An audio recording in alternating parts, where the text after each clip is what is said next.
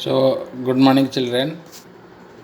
Today we'll continue the same chapter, Nationalism in India. In previous class, we discussed about the civil disobedience movement, how civil disobedience movement was started along with the salt law. In order to break salt law, there was salt satyagraha, Lavan satyagraha, and how it was carried out by Gandhiji from Sabarmati to Dandi. And we discussed about who were different participants, and what was their expectation. इनकी क्या उम्मीद था और अलग अलग group के लोग कैसे पार्टिसिपेट किए थे ये भी पढ़ने लगे। और सिविल डिसोबीडियंस मूवमेंट की और एक इम्पोर्टेंट था limits of civil disobedience movement. क्या क्या लिमिटेशन था जो हम पढ़ रहे थे कि Muslim and Hindus if they would participate full heartedly then it would be 100% successful, but unfortunately they did not participate. Past Dalits, they isolated themselves from the Congress mainstream. Second, about Muslims. In past non-cooperation movement, they realized that their interest is ignored. They realized, they felt, so they did not participate. So these were the limitations. और ये limitation के अंदर हम भी पढ़ने रखते depressed class society B R Ambedkar ने कैसे बनाए थे, और Poona pact B R Ambedkar Gandhi ji को लेके कैसे डिस्प्यूट हुआ था और पूना पैक्ट के थ्रू कैसे रिसॉल्व हुआ था। Round table conference, B R Ambedkar demanded separate constituency for the Dalit people, but Gandhi ji rejected that. All the things we discussed. Today will discuss the last phase. ये लास्ट फेज क्या होता है? Sense of collective belonging. Sense of collective belonging आपने 9th class में पढ़ा होगा, nationalism in Europe, और उसमें हम देख रहे थे कि जो इसमें भी same thing will discussed the nationalism, how it was created, how the love for the country, sacrifice a country, one identity, जो ये इसी प्रकार की सेंस लोगों के अंदर कैसे डेवलपमेंट हुआ ये देखना है। Nationalism spread when people begin to believe that they are all part and parcel of the same nation. जब लोगों की ये सोच आता है कि हम होते हैं देश के मेंबर और हम इम्पोर्टेंट पार्ट भी फील करते, तब नेशनलिज्म स्प्रेड होते हैं।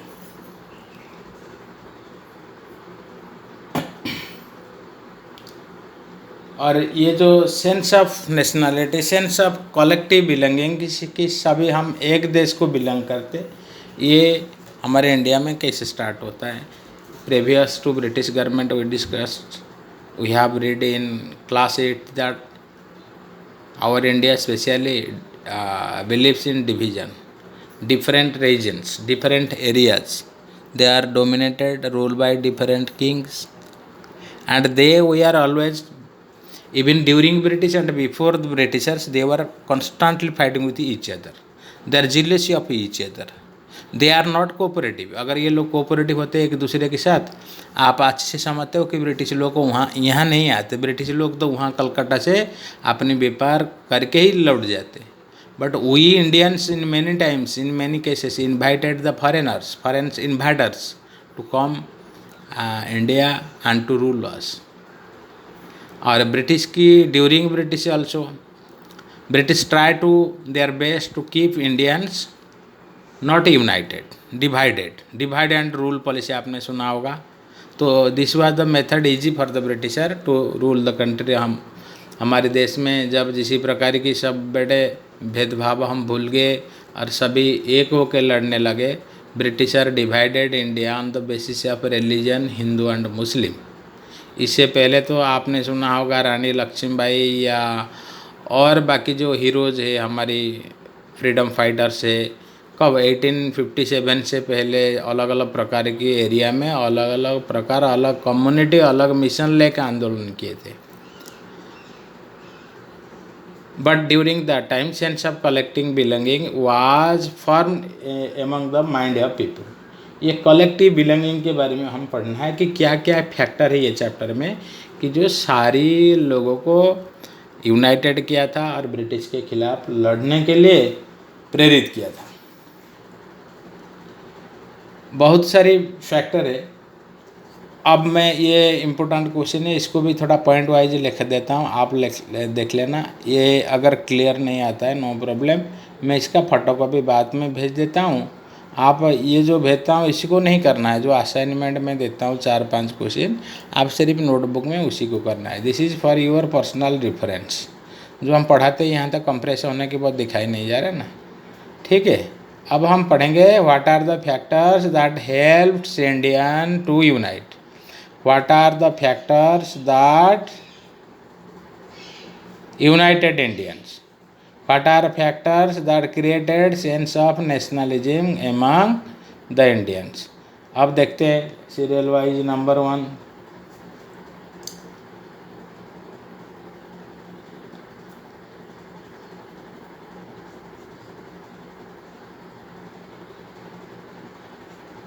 हिस्ट्री। फास्ट हम स्टार्ट करते हैं हिस्ट्री से। We are depressed under the British rule. और उसी टाइम ब्रिटिश लोग को जब हम ज़्यादा टॉर्चर करते हैं, ज़्यादा एक्सप्लॉयटेशन किया था, ज़्यादा रिप्रेस किया था, और we are blamed and we are coarse by Britisher. We are brutal and fit for the physical works. British इसी प्रकार के हमें मतलब डेरोगेटरी वर्ड यूज किया था कि इंडियन लोग की दिमाग नहीं, वो सिर्फ मैनुअल काम कर सकते हैं। उसी टाइम हमारी हिस्ट्री की याद आता है। भाई हमारे इंडिया में देखो ऐसे ऐसे राजा महाराजा, सम्राट, साइंटिस्ट, आर्यभट्ट, मैथमेटिशियन, इसी प्रकार के रूलर थे। छत्रपति शिवाजी हो, अकबर हो, देन ट्राई टू यूनाइटेड अस, और इन्होंने अपना देश के लिए किसी भी प्रकार की सैक्रिफाइस करती है। सो हिस्टोरिकल हीरोज़ की याद आया हमारी। हिस्टोरिकल जो साइंटिस्ट है, mathematician, and historical point of view how we are glorious, हम कैसे डेवलप्ड थे, ये चीज़ हमारी याद आई। तो हम हमारी हिस्ट्री को लेके गर्व अनुभव किए। We felt pride of our history and history played the important role to unite people in different part. अब लोग ने अलग पार्ट में अलग अलग आइडेंटिटी महसूस नहीं करते थे। हमारी पूरी इंडिया की हिस्ट्री को एक माना गया और पूरी इंडिया की लोग यूनाइटेड हो गए थे ये हिस्ट्री के कारण। अब second point,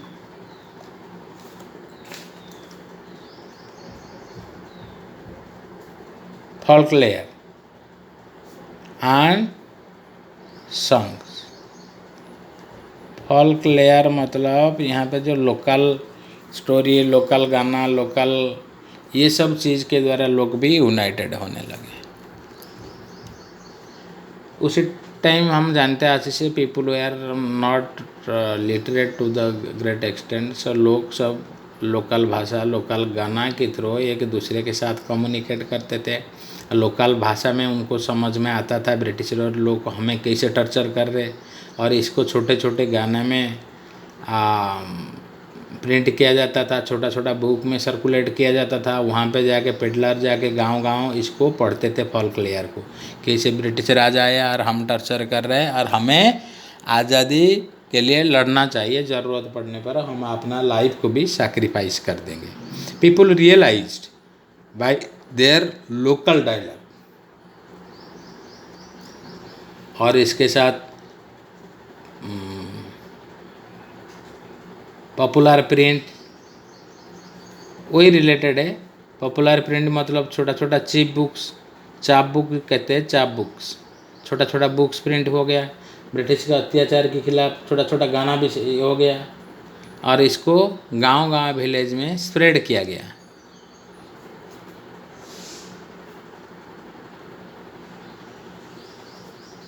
symbols and icons.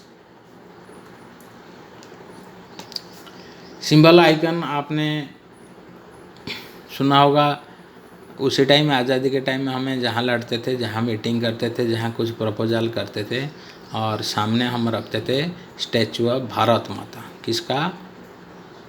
Bharat माता। एक इमेजिनरी पोर्ट्रेट हम बनाए थे, मूर्ति बनाए थे भारत माता की, और भारत माता को एक साध्वी के रूप से हम देखते थे पहले, इंटेलिजेंसिया के रूप में देखते थे। हमें तो नेशनलिज्म ऑफ यूरोप आपने पढ़ा होगा, या आगे अगर हम पढ़ेंगे नेशनलिज्म यूरोप, ये सिर्फ इंडिया में नहीं, ऑल यूरोपियन कंट्री में भी, फ्रांस है, जर्मनी है, इंग्लैंड के बेटे ब्रिटानिया, और फ्रांस की अलग था, जर्मनी की जर्मनिया, एक प्रकार के हम पर्सनलाइज किए थे, personalized. So in this country also India was personalized. We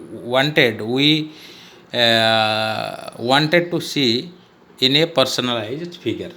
इसको हम भारत माता कहते हैं।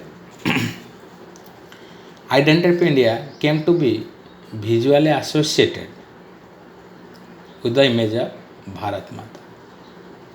The image of Bharat Mata was first created by Bankim Chandra Chattopadhyay.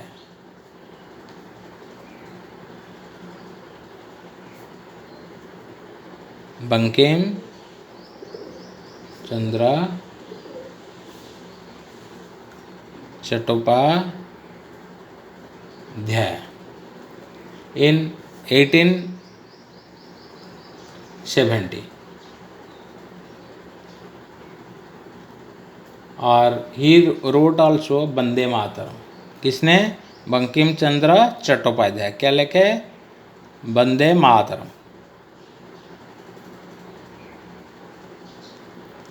Hymns to the motherhood. Later is included in his novel Anand मठ।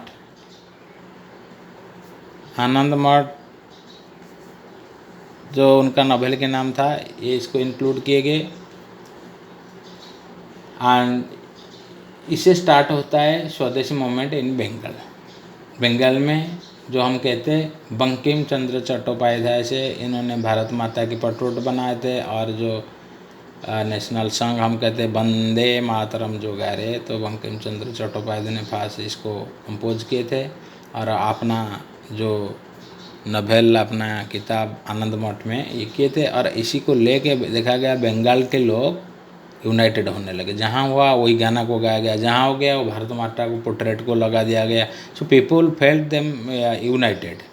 इतनी सारी लोग ये भारत माता को, और ये भारत माता की जो पेंटिंग है, it was in later state was modified. Fast तो इसको काम कंपोज डिवाइन स्पिरिचुअल पोर्ट्रेट के हिसाब से देखा गया, और इसके बाद भारत माता की जो पोर्ट्रेट को मॉडिफाई किया गया। मॉडिफाई मतलब क्या गया? मतलब गॉड एंड गॉडेस के हिसाब से। मैं आपको दिखाता हूँ, आप लोग थोड़ा देखिए। ये है पेज नंबर 71, आप लोग देख लेना। ये भारत माता की पोर्ट्रेट आप देखो कि साध्वी के रूप में, जो साधु साध्वी रहते हैं ना, उनके रूप में। और ये जो ड्रेस है देखो, साध्वी की ड्रेस है, और जो एटीट्यूड है तो हम मोस्टली कहेंगे काम, शांत, डिवाइन मतलब आध्यात्मिक, स्पिरिचुअल, सेम। ठीक है, इसी प्रकार के पोर्ट्रेट को लिया गया। और बाद में मैं दिखाता हूँ भारत माता के जो मॉडर्न पोर्ट्रेट। ये है भारत माता की मॉडर्न पोर्ट्रेट। ये पिक्चर पेज नंबर 72 में है।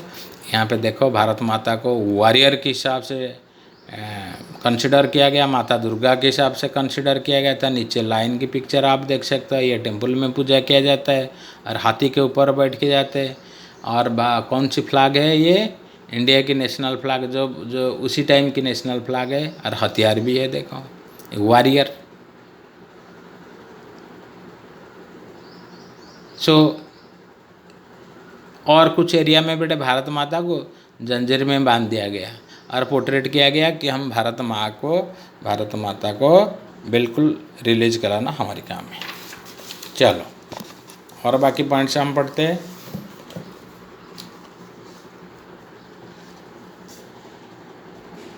ये मैं इसलिए बताता हूँ, हो सकता है how symbol and icons created unity among Indian, तो आपको ज़्यादा लिखना है। अगर ये क्वेश्चन आता है डायरेक्टली कि what are factor that united, तो आपको सभी में थोड़ा थोड़ा करके 4-5 पॉइंट लिखना है मार्क के हिसाब से आके।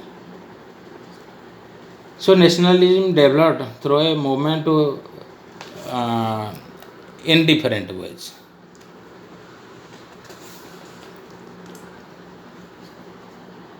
री इंटरप्रिटेशन हमें हिस्ट्री हो गया इंडियन। अच्छा,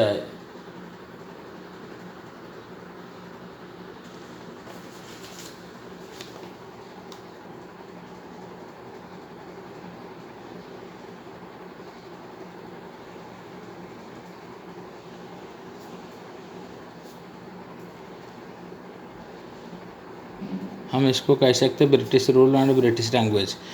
इनडायरेक्टली और डायरेक्टली ब्रिटिश लोग भी बट हमें यूनिटी होने के लिए भी उन्होंने इनकरेज किए थे। कहते आप बता सकते हो अभी तक उन्होंने ब्रिटिश की लैंग्वेज, इंग्लिश लैंग्वेज अभी तक हम छोड़ नहीं पा रहे। It is the only language that unify the India till today also. तो उसी टाइम ब्रिटिश लोग ने एक प्रकार के एडमिनिस्ट्रेशन पूरी इंडिया में, ऑल इंडिया सर्विस, डिफेंस एक यूनाइटेड सर्विस, आपने सुना होगा 8th क्लास में टेलीग्राफ, पोस्ट, यानी कि ये सब फैक्टर की वजह से तो एक प्रकार की यूनिटी आया था। जो डाइवर्सिटी था, रीजनलिज्म था, लोकालिटी सेंस था, ये एक ही प्रकार की सिस्टम इंट्रोड्यूस करने की वजह से इंडिया के लोग यूनाइटेड हो गए थे। So these are the factors for which peoples became united. आपको समझ में आया? So this is all for today. I will give you some assignment, आप इसको कर देना। ये चैप्टर आज से हमारे ख़त्म है। Next will see the next chapter. शायद हम पॉलिटिक्स या ज्योग्राफी के एक चैप्टर स्टार्ट करते हैं। Thank you very much.